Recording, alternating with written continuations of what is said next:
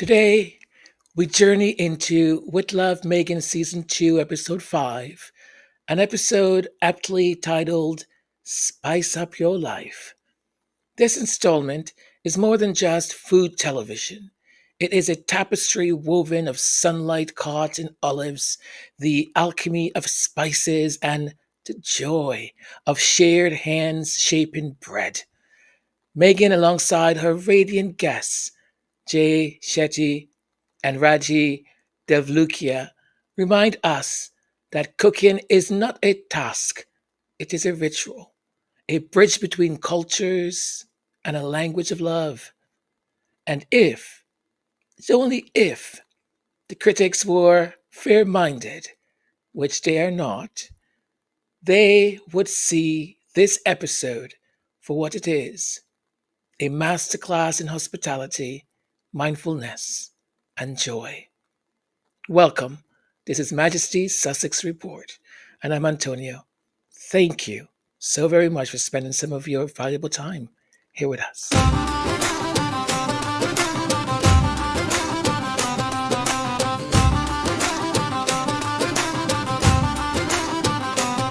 She's got a smile and a spark, a recipe for everyday joy.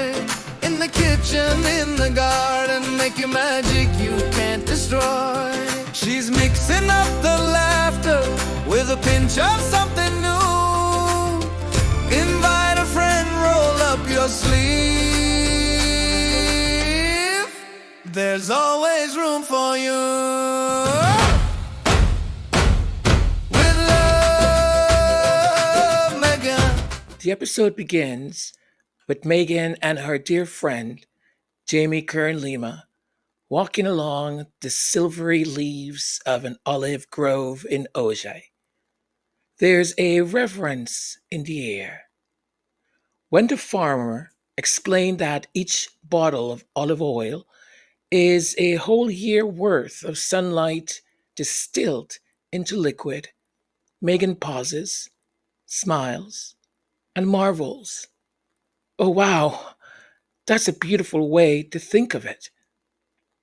And there it is, the essence of this show. Where others see a pantry item, Megan sees a metaphor for abundance, patience, and nature's quiet artistry. The humor, too, is there. As olive oil spills onto hands and cameras, laughter bursts out. Everything we own is covered in olive oil, the farmer says, chuckling. But her hands are moisturized all the time.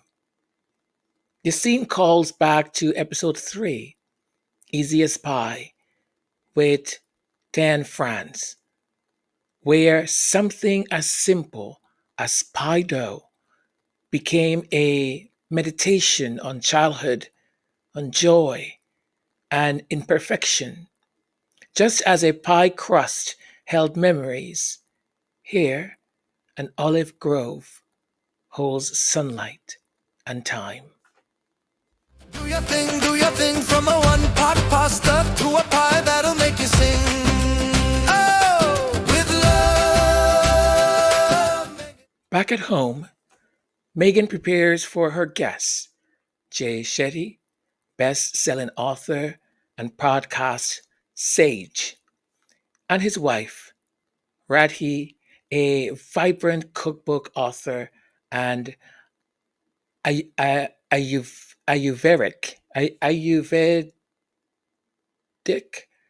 Ayurvedic. I am most likely mispronouncing that. My apologies. Also for names, my apologies. Ayurvedic practitioner. I will get it. At some point, I'll get it.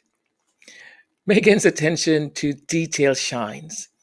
She explains she wants her non drinking guests or non alcoholic drinking guests to feel as celebrated as those with wine glasses.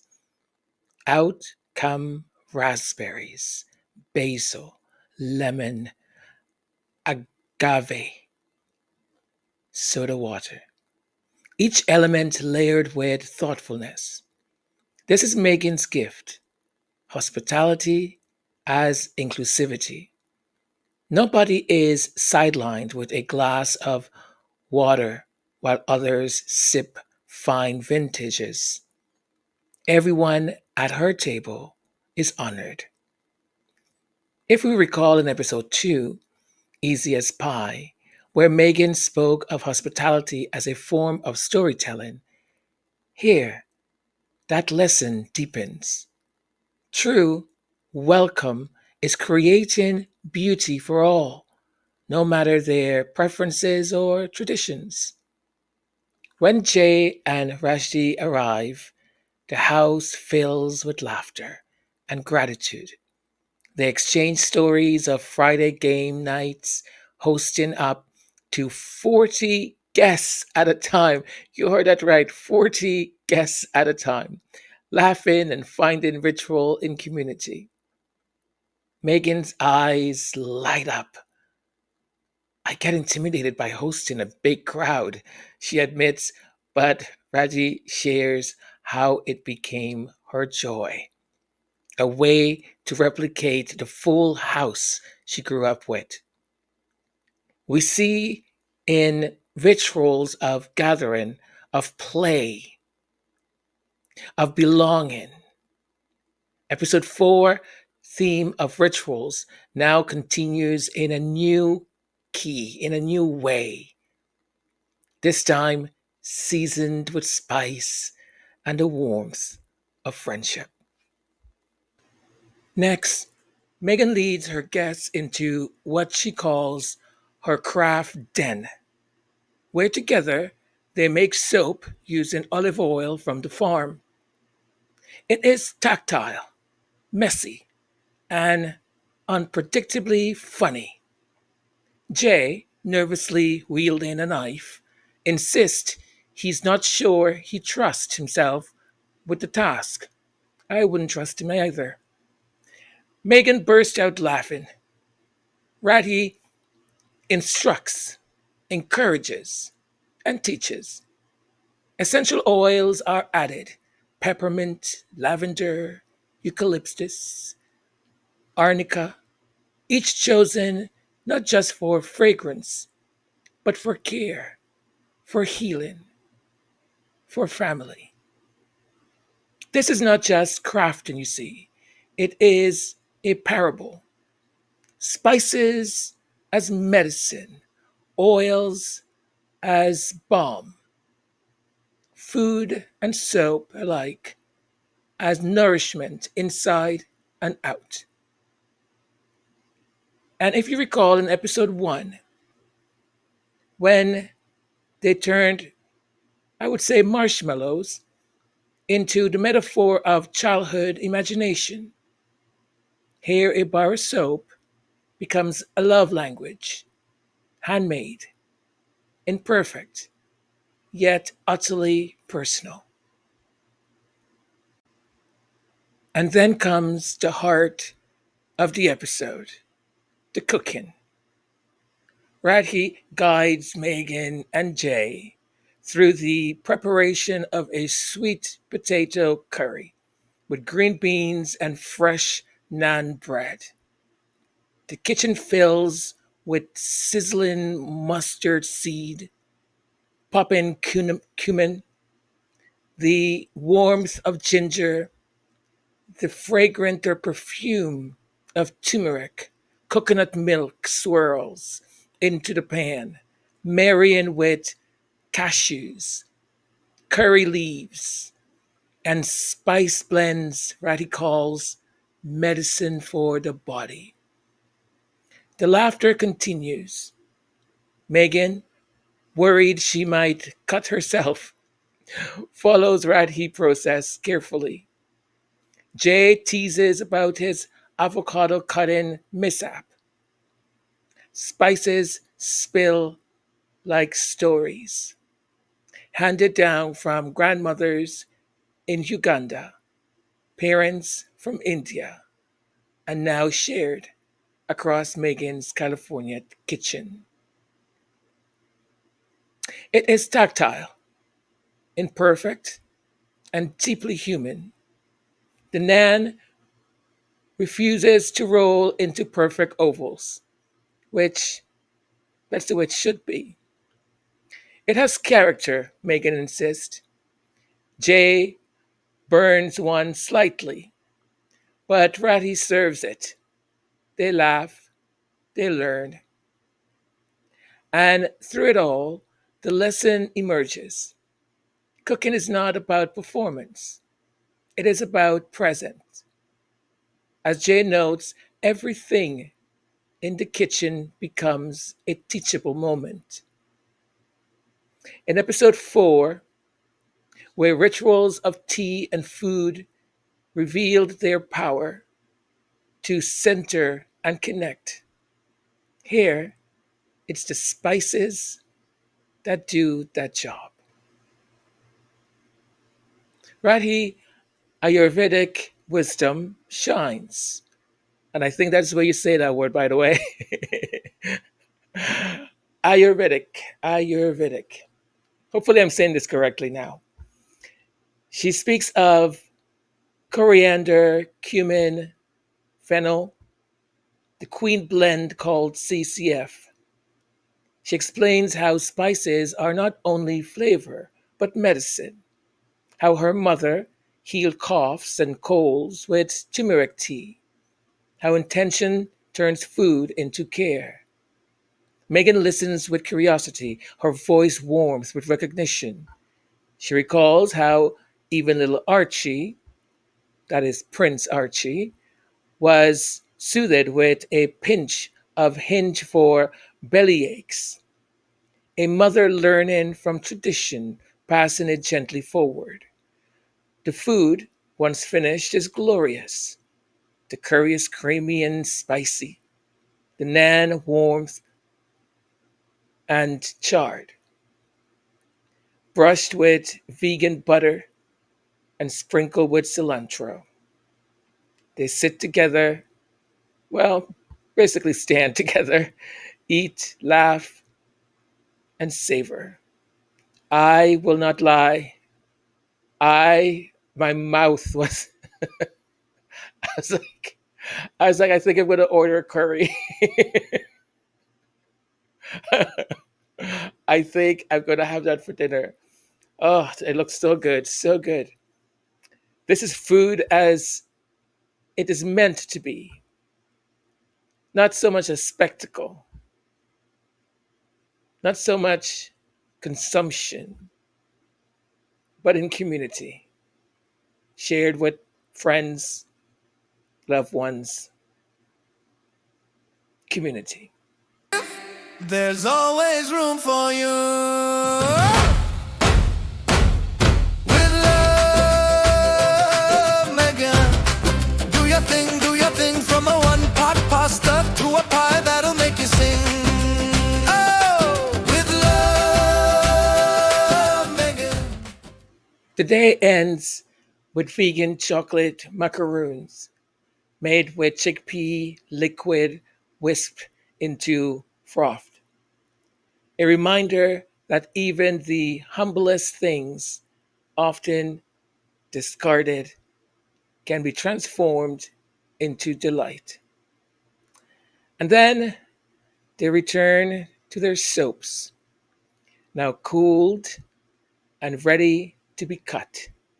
Each bar, imperfect, even though I think it was quite perfect, and fragrant, becomes a small gift, a symbol of the day, a reminder that beauty can be handmade, shared, and given. And there again, I wanted to be part of that class to make those soaps. Maybe I will. It's just really, really great.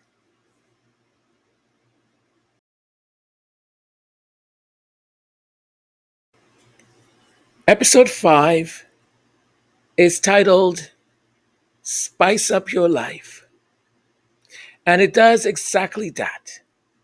Not in the flashy sense, not with fireworks or grand spectacle, but in the truest way, by infusing the ordinary with care, depth, and connection.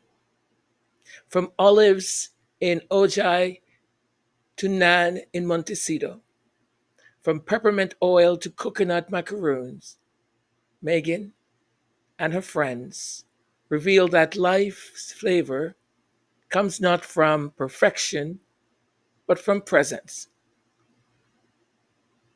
It recalls the laughter of episode 3, the ritual of episode 4, the imaginative play of episode 1. Each episode, a thread in a larger tapestry Meghan is weaving, a tapestry of joy, authenticity, and love.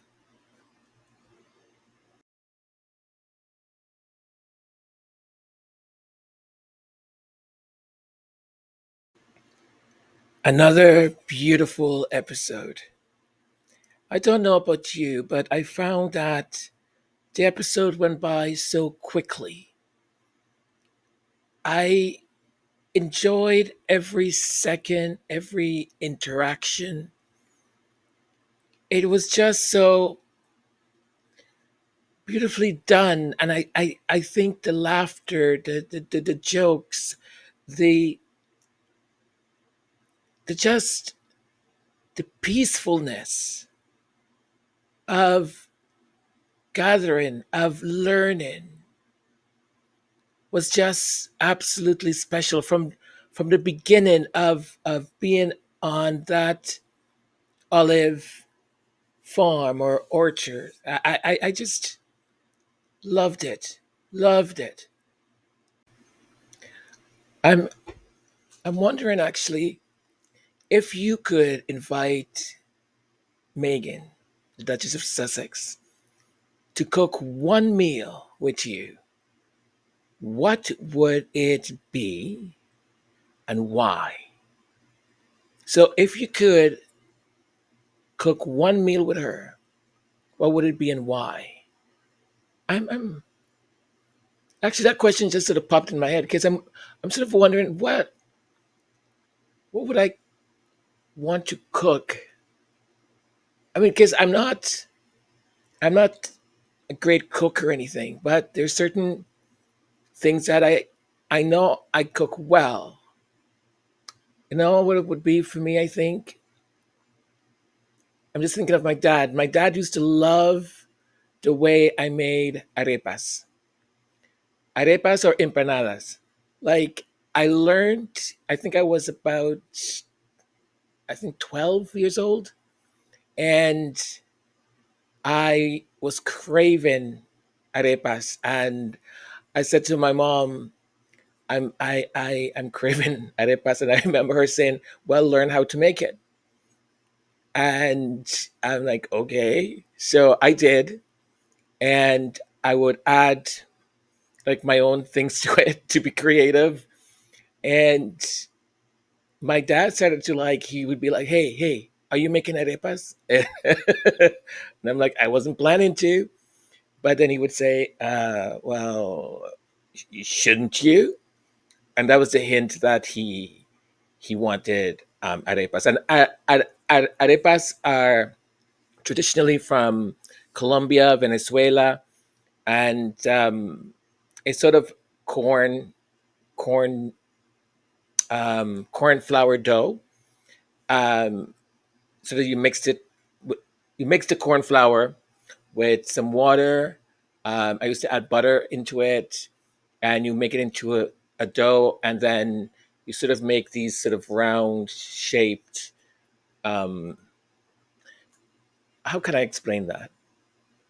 Yeah, okay. I've put myself on the spot here, but arepas. I would make arepas because it's such a comforting food, and at the same time, it brings back such memories, and also it's one of the favorite things that I made that my dad really loved. Um, Let me think about another question that Huh. Which which family recipe or spice perhaps reminds you most of home, and what memories does it carry? What recipe or spice reminds you most of home, and what memories does it carry? I I'm asking that question just because of the spice in this episode, but I have no idea. No idea what recipe or spice reminds. What I do know is the smell of coffee percolating. It's like I know I'm home when I'm in bed, and what wakes me up is that scent of coffee percolating, and it's like time to get up. So it's not a spice. It's not really a family recipe, but oh boy, delicious, delicious. So in the comment section, or here on chat, you know, if you know, answer. Let's see what kind of answers we get, what kind of comments we get. Ah, what an episode! What an episode! I'll say this again too. No matter what Meghan, Harry, the Duke, and Duchess of Sussex, doesn't matter what they do, right? We know that those people on Salty Island are going to find fault in it. We know how this disgusting media machinery works. We've seen it in the past 2 weeks with Sarah Ferguson, the Duchess of York, right? And I mean, no no shade to her. I feel sorry, right? But Sarah has been a punching bag ever, all the time. But her need to be in the fold, to be and wanting um their love, I guess. I don't know any other word. Their permission, their admiration, whatever it is. And I mean, she has a career as an author. She's been a spokesperson. Like, you could have parlay all of those things, and I don't know, save your money and be independent. Don't depend on your proximity to them, because when they are able to associate you with anything to distract, they will, because as we all know, the misogyny, and I think the hate towards women in that firm, because I think it's hate. I think it's deep rooted misogyny and hate towards women. They hate women, period. Even if you are born a royal, the way they treated Princess Margaret was absolutely appalling. Appalling.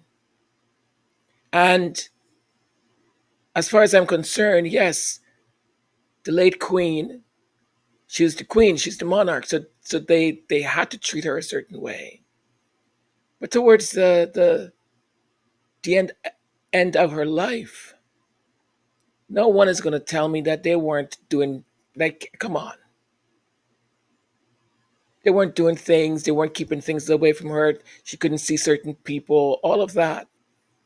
And was it an interview I watched the other day where one of these butlers that always has things to say said that Charles had been running things a long time, for a long time. Like, she had relinquished a lot of decision making and responsibility. The firm had passed it over to him. So all this stuff about the queen wants, that horse to be called this and to be given this title and that title. Was it really her? Was it really her desire?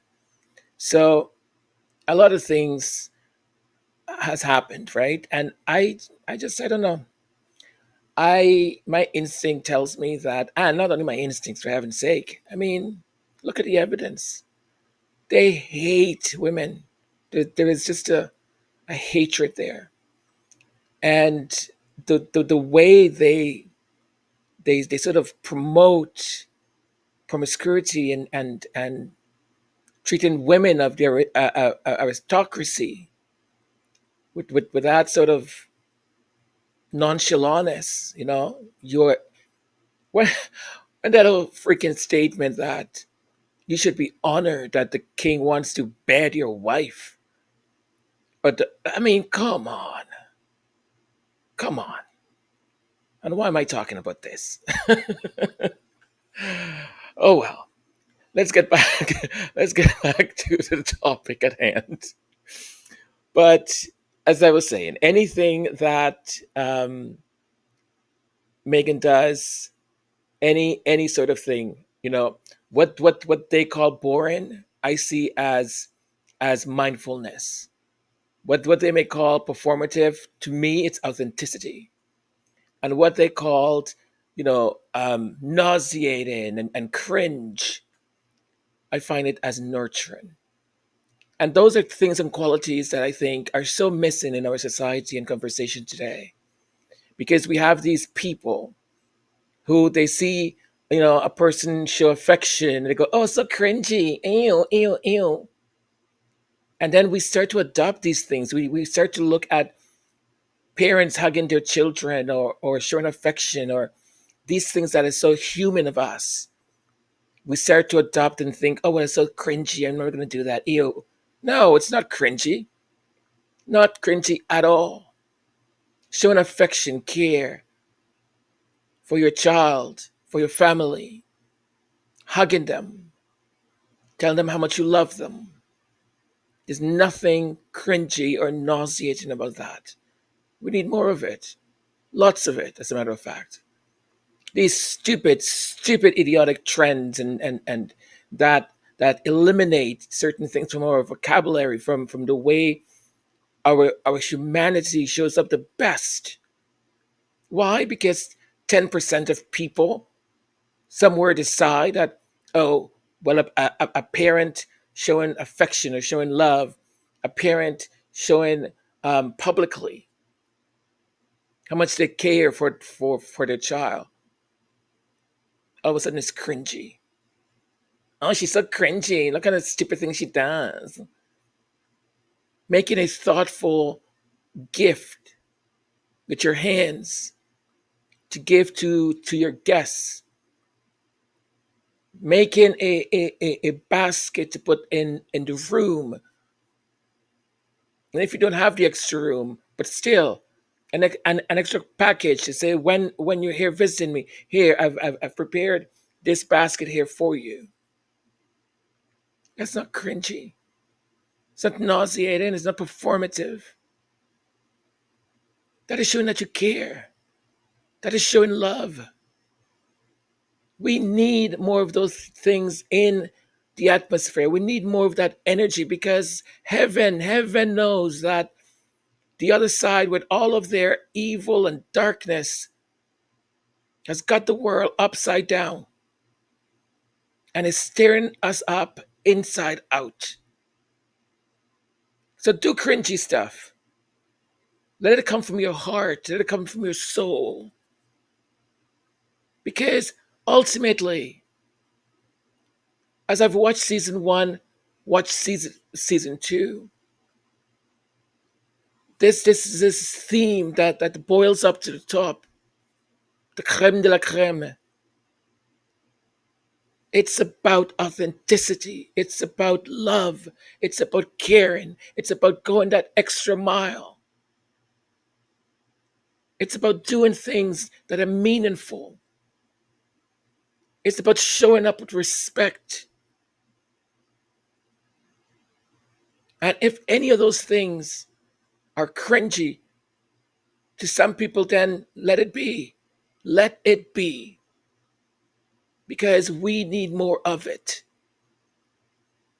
We need more of it. I mean, I think it's sort of sad, really, when even for me, when people say nice things to me or do nice things for me, I'm overwhelmed by it because I'm not used to it. What kind of world do we live in? And when I see people do nice things, not looking for praise, not looking for recognition, my heart just fills of joy, fills of joy. And that is what we need more of. And this show, absolutely, it teaches us to slow down, stop.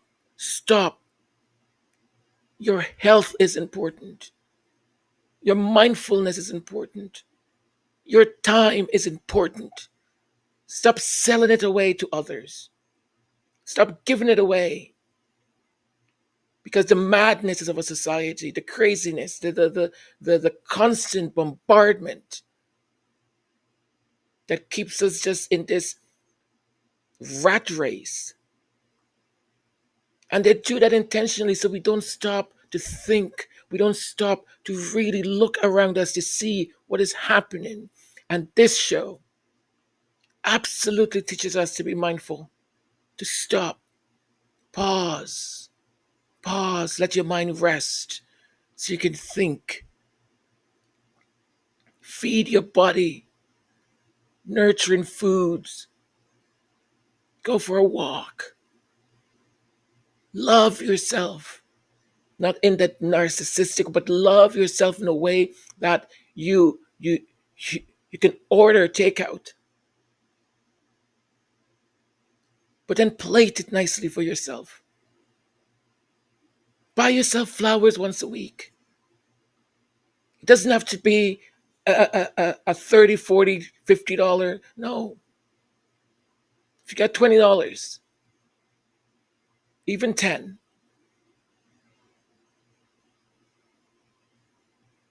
that is what this show teaches us. And this episode was just absolutely delicious. Watching the three of them interact, watching the love between Rashni and Jay. And I can't forget how often he said, this is so nice. I'm paraphrasing, of course. So nice. He's like, this is so nice. It's so lovely. It's so wonderful. To have someone like him say that consistently, that means a lot. A lot. Okay, folks. I think this is the end for today for us to carry on. I love you all. I love you all. Thank you so much for your generosity, your support in being part of this channel, being part of this dream, this journey. If you are new around here, thank you so very much for subscribing for my very, very expensive and delicious and wonderful vintage subscribers and the royal court members. You are the backbone of this channel. For each and every one of you that show up in the chats and show up on the web, you don't come into the chat, but I know you're watching. Thank you. Thank you for clicking on likes. Thank you for sharing. Thank you for writing comments that are thoughtful and insightful.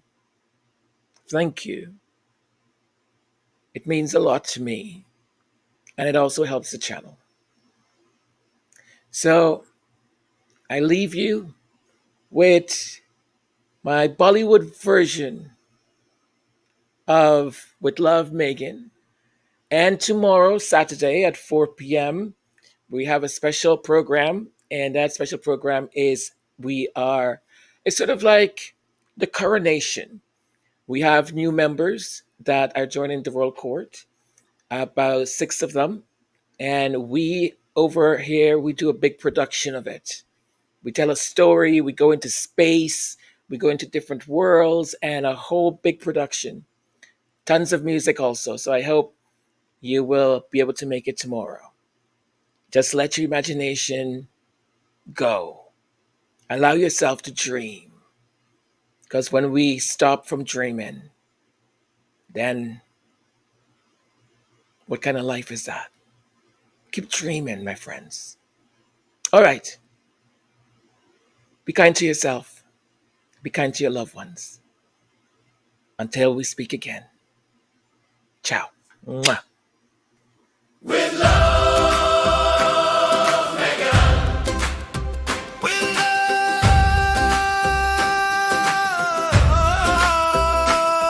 With love, Meghan. We're done.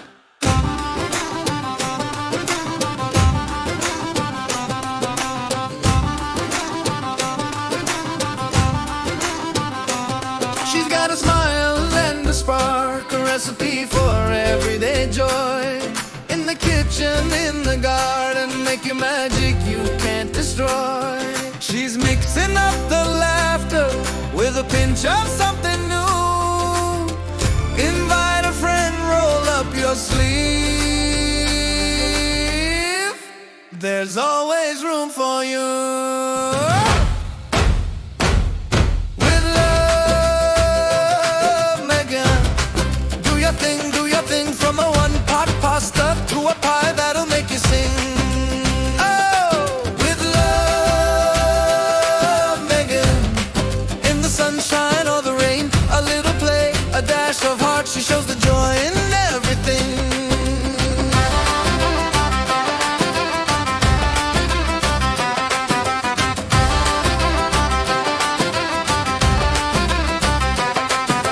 Fruit in rainbow order, candles on the sill, telling stories round the table, learning, laughing, loving still. DIY and doodle, bake a cake or plant a tree. She'll show